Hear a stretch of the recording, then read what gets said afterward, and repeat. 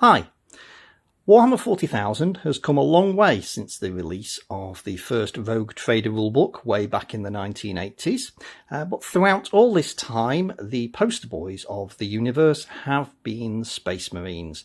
They're featured in every introductory box set in one form or another, and even in the Rogue Trader rulebook you were given counters for Space Marines to be used in the introductory Battle at the Farm scenario until you could buy your own figures. Now we are coming up to the release of 10th edition, and I've decided that this is a good point to take a look at the development of Space Marine models over the years since the game was first released. I'm going to start way back at the beginning with this pre-Rogue Trader era Space Marine, and this is a single pose metal figure, one of a small range that was released. You can already see the sort of beginnings of the characteristics of Space Marine design in it, although the weapon is far different to any of the bolter designs that came later. And for one of the Warhammer 40,000 anniversaries, there was in fact a plastic version of this armour created, the Imperial Space Marine, and for that they labelled the weapon a disintegrator, although the catalogues during the Rogue Trader era, I'm pretty sure referred to it as a lasgun, because in the original Rogue Trader rules, Space Marines could also have autoguns or lasguns in addition to bolters. Moving on to the Rogue Trader era itself, and we have RTB-01, the first multi-part plastic Space Marine kit. And in this box set you got 30 of these guys in their Mark 6 armour, enough for 3 full squads, although you only got 2 missile launchers and 2 flamers for special and heavy weapons. So for a fully equipped tactical squad you could only create 2, so your other 10 men could have been either an under-equipped tactical squad or an assault squad with bolt pistols, or you could have used some of the various bits and pieces available in the kit to make yourself some character models to lead your army. Not a bad selection for £10, although as you'll see the quality of the models really came on during the years since then. At the same time as they were selling RTB-01, Games Workshop still sold some single pose metal Space Marines, and there was in fact quite a large range of them. Here we have just a standard tactical Marine with his trusty bolt gun. The backpack on this particular model is plastic, a lot of them were. Some occasional models may have used a metal backpack, which could even have had either 1 or 2 comm antennas. The big advantage of these single pose metal models was the wide range of poses that was available. Each model was stuck in one pose, you couldn't configure it, but you had a wide range of choices, not only in the stance of the model, but also the equipment that they came with. There were heavy weapons, special weapons, close combat weapons, and of course figures that could be used as character models, although at this stage there were few very specific ones. Officers and librarian specific models came out later, as did Tech Marines and apothecaries and chaplains. But there was a very nice range that was fully compatible with the plastic Marines of RTB-01. Moving on further towards the end of the Rogue Trader era, and we finally get Mark 7 Space Marine armour in the form of the Space Marine Strike Force set, and that was a box set of 15 Marines in Mark 7 armour. And although the torso and head are made of metal on these, you can still customize the pose somewhat, because the arms, weapons, shoulder pads and backpacks were all made of plastic. And this was a sort of phase that Games Workshop went through at this era. There were a lot of model ranges where you got a metal torso, and then the arms and the weapons were all made of plastic on separate sprues, so you could configure them how you wanted. Imperial Guard, Squats, Eldar, Orcs, they all did this. although strangely they all got various weapon options, different support weapons, handguns, rifles and so on.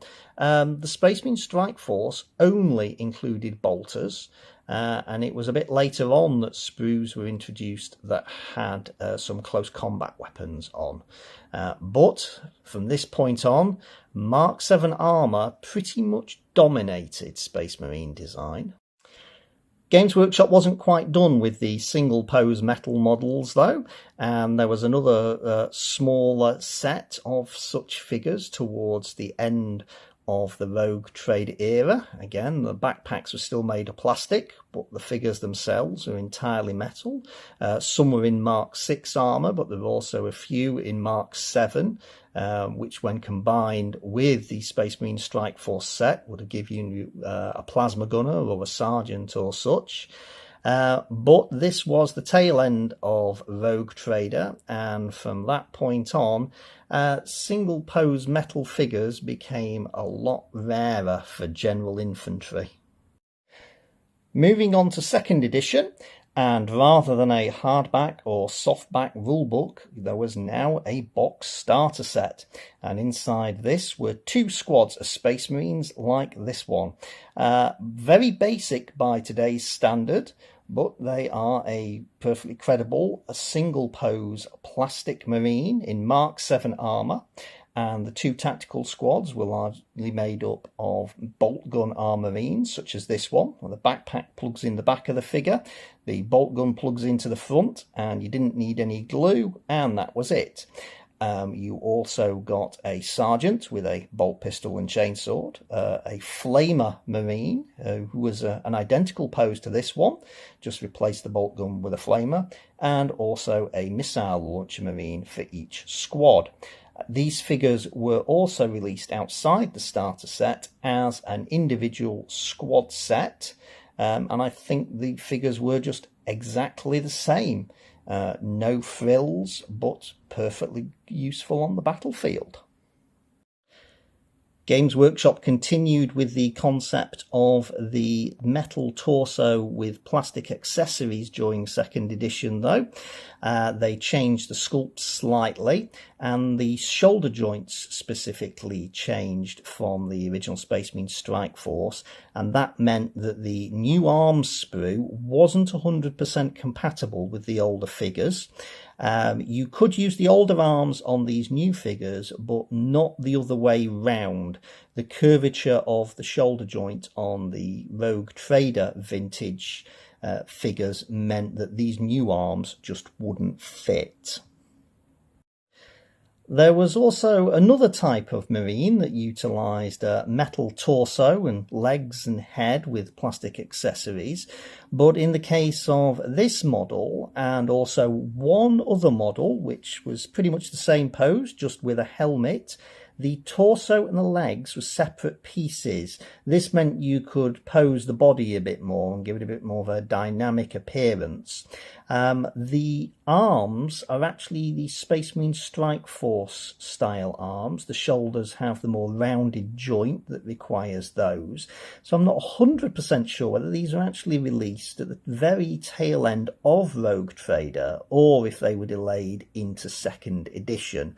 Maybe somebody watching can answer that question, but there were just 2 of these figures, this version here without the helmet and one with the helmet, and I don't think they lasted very long at all. Certainly I've not found that many on eBay. Moving on to 3rd edition, and now we have Marines that are pretty much indistinguishable from the Firstborn figures that are still available today. These came with the 3rd edition box set, and in fact they weren't specially designed for that set. All that Games Workshop did was include the standard multi-part, multi-pose Space Marine Tactical Squad that was released at that time.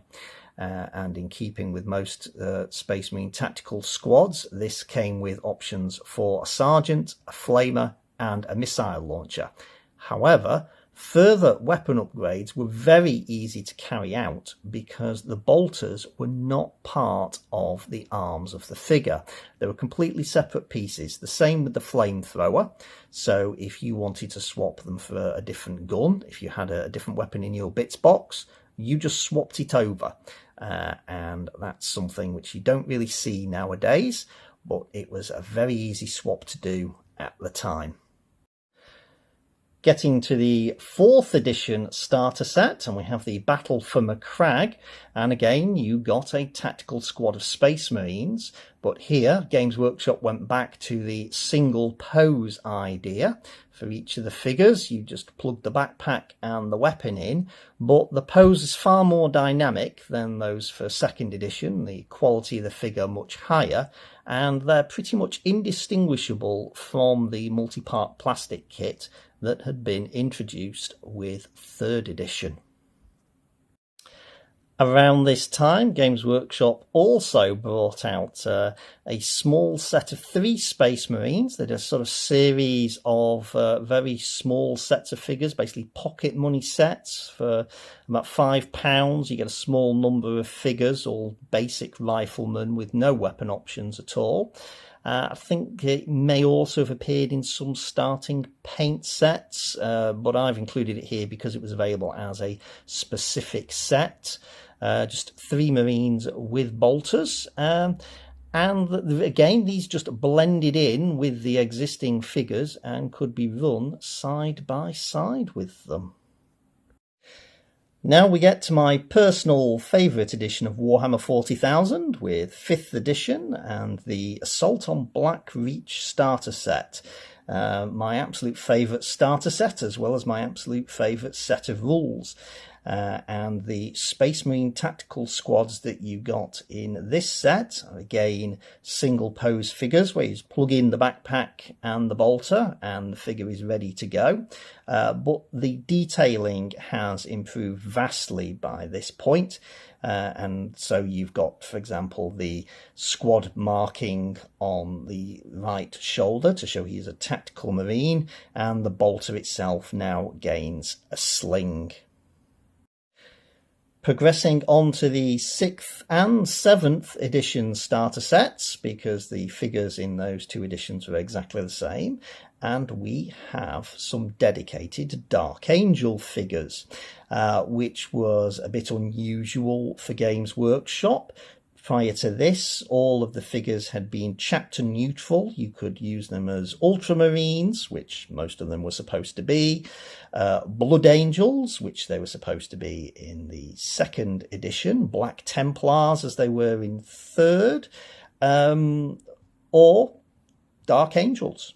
However, on this occasion, specifically, we have Dark Angels chapter markings, which meant if you wanted them to be anything other than that, you had to get out your hobby knife and start carving chapter markings off. I always thought that was a bit of a peculiar thing to put in the box starter set, despite being a collector of Dark Angels myself. And in fact, I got far fewer of this set than I did of the previous one, despite the fact that the figures in it are absolutely beautiful, even for just basic single pose figures. It was also during this sort of era that Games Workshop updated the multi-part plastic kit with a marine like this one seen here. There's very little difference between this and the previous version of it. The biggest difference in the squads was the fact that there were new weapon options, perhaps just to convince you to buy the entire squad set just so you could have a Graviton gun. But these replaced the previous multi-part plastics, and yet again they blend in perfectly with the single pose models that were available at the time. Significantly though, this is the time at which Space Marines moved from 25mm to 32mm round bases.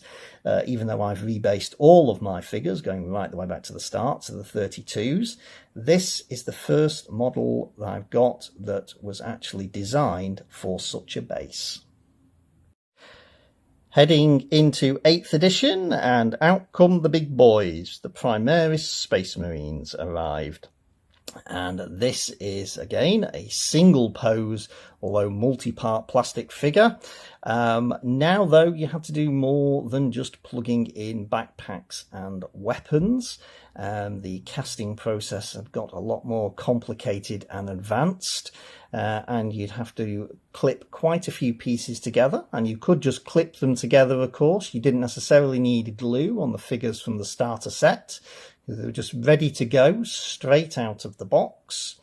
But this really now marks a massive departure in Space Marine design, because since then we just really don't see Firstborn releases anymore. To accompany the single pose plastics from the starter set, of course, we do have some multi-part and multi-pose models to go with them, just as we did with earlier editions. And of course, there were upgrade sprues released, so you could customize these to specific chapters, as I've done here for my favored Dark Angels. And also, of course, there's some limited weapon variations with these Primaris Marines, because Games Workshop has moved away from the idea of the rifle squad with having a few support weapons in, with a special weapon and a heavy weapon, and now such weapons are concentrated in squads where the members have nothing but such guns. But again, these match the starter set figures quite nicely, and the two can be blended into single squads if you want. Moving on to what for the next few days will be the current edition of Warhammer 40,000. And from the Indomitus set, we have got the Assault Intercessor.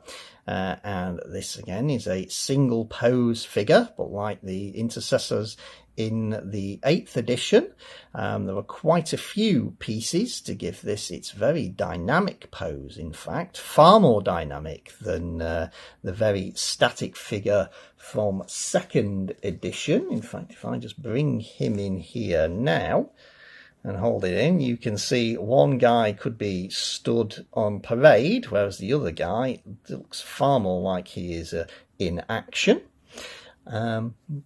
Again, you've got a squad of these guys in the starter set, and as with the 8th edition, there's no real special weapons or heavy weapons in.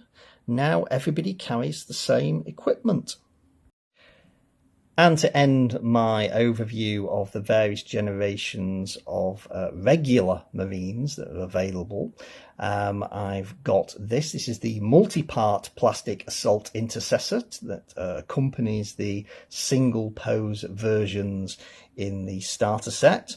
And really the same can be said about this as can be said about the basic Primaris Intercessor. Weapon options are pretty much non-existent. The advantage of these over the single pose figures from the starter set really is just that you've got a lot more freedom to pose the model. There have, of course, been more specialised forms of Space Marine armour and figures to go with them over the years. For example, Scouts, but their figures haven't really developed all that much over the years. There have been very few iterations of Scouts, so I'm not going to look at those in this video. However, there have been quite a few different patterns of Terminator armour, so I'm going to take a look at those, starting with this, the so-called Saturnine armour. And this is a single pose metal model from, I think, a year or two after Rogue Trader was released. This came out. It's largely a single piece, although the banner pole plugs in separately to the back.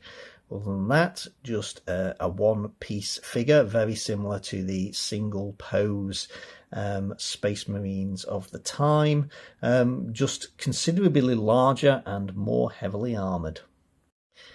At the same time as the Saturnine armour was available, you also had this model. The name I've heard applied to this is Beetleback, I think because of this large curved plate on the back of his armour. This is a metal figure again, but he is multi-part. The armour plate on his back is a separate piece, as are the arms, which gives you a little bit of ability to give him different poses, but it's pretty much single pose.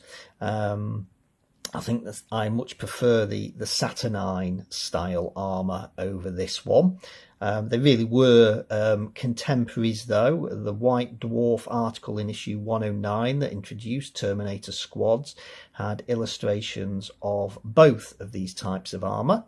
And at that time, the only weapons fit available for either of them was the Stormbolter on the right hand and the Power Fist on the left. This model is one that I personally refer to as a sort of proto-modern design. You can really see the basic format of current Terminator armour in it, but in fact it came out maybe a month or two after the previous two models did. Now this has separate arms for the Stormbolter on the right hand and the Power Fist in the left again, but it was also this figure where a weapon variant was introduced. In fact, I'm just going to slide that out the way and bring in this figure to show that you could also have it armed with a sort of flamer type weapon, it looks like. Although at the time there were no rules for heavy flamers at all in the game. There was only the hand flamer and the flamer, so this was possibly meant to be a flamer, but you couldn't actually use it in a Terminator squad when it was released. Terminators became available in plastic for the first time with the release of the first edition of the Space Hulk game, and that included 2 full squads of 5 Terminators such as this one. Single piece, single pose. They came with a short banner pole here on top, which would break pretty much as soon as you looked at it. So this is not the original banner pole. This is a piece of wire that's been inserted into a hole drilled in top so that you can see what they would have looked like. Now, the Sergeant still had a Power Fist at this point, so his weaponry was the same as the basic members of his squad. And at this point, one man could have the option of a heavy flamer, and that was just a separate piece of plastic that clipped over the Stormbolter in the right hand. Now, the reason I'm including this figure, whereas I've not included any other figures that would come from the more specialised games released by Games Workshop, is because it was also included in a box called Terminators and Tyranids, which basically gave you all of the Space Hulk and Advanced Space Crusade miniatures, so that you could use them in Warhammer 40,000. Just after Space Hulk was released, a proper Terminator squad set was also released. This included a librarian, a captain, and 6 other Terminators. It included assault cannon, heavy flamer, and a sergeant. Although the way the army list was written at the time, you could not make a complete squad out of it because the weapon options for the left arm, the basic squad members had to either have power fists or chain fists, and they all had to have the same, and you didn't get enough in the set to equip an entire squad. So you'd have to buy at least 2 boxes or go to mail order and start ordering spare parts.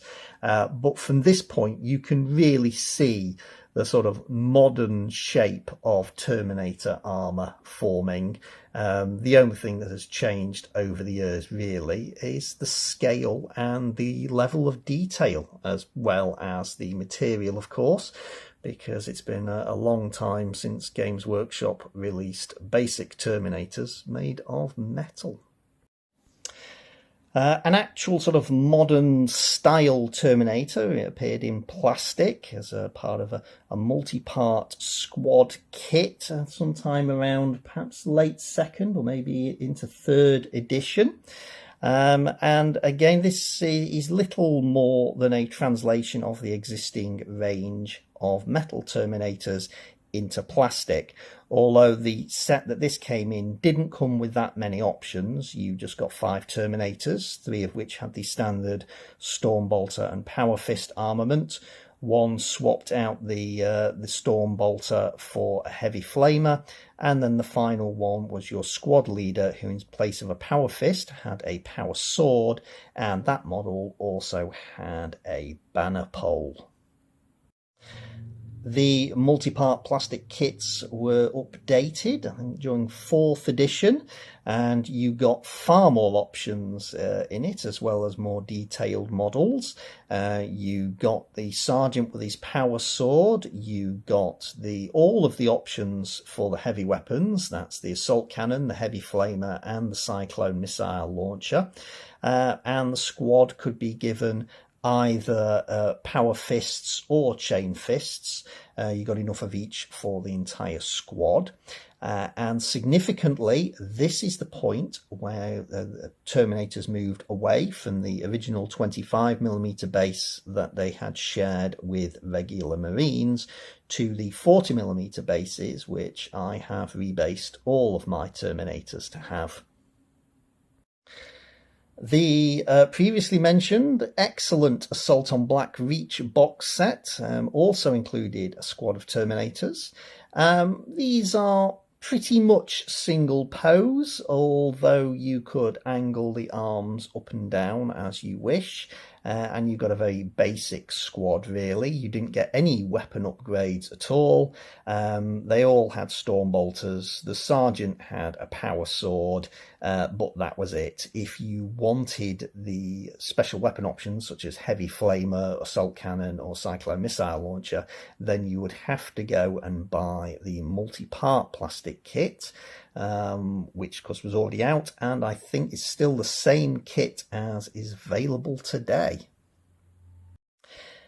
And the final iteration of Terminator armor I'm going to cover here is the only one. This is actually a chapter specific model. I have avoided those sorts of models in this review as far as I can, but this Dark Angels Deathwing Terminator was of course part of the 6th and 7th edition starter sets, so pretty much everybody buying Warhammer 40,000 at that point would have been getting these models.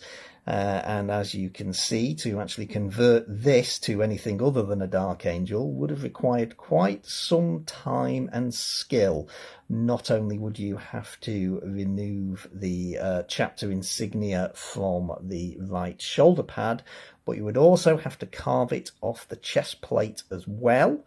Again, by this time I already had quite a lot of Terminators, so I didn't really have to buy many of the box set to get many more. Although I still ended up with 4 squads of these, because they really were beautifully sculpted models. And I'm going to end with an overview shot so that I can then zoom in and pan along to show you the progression of the various models over the years. Of course, these are really standard Marine models, I suppose I would call them. I've steered clear of most of the specialist types. And I've also stayed clear of chapter-specific models, except where they were part of the starter sets.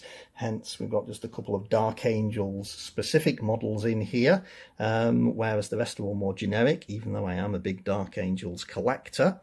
And of course, this video technically will be obsolete now in less than a month, as 10th edition is released, when the new set will be giving us some new Primaris Marines and also some upscale Terminators. In the meantime, though, I hope you've enjoyed this look at several decades of Space Marine figure development, and thanks for watching. Bye.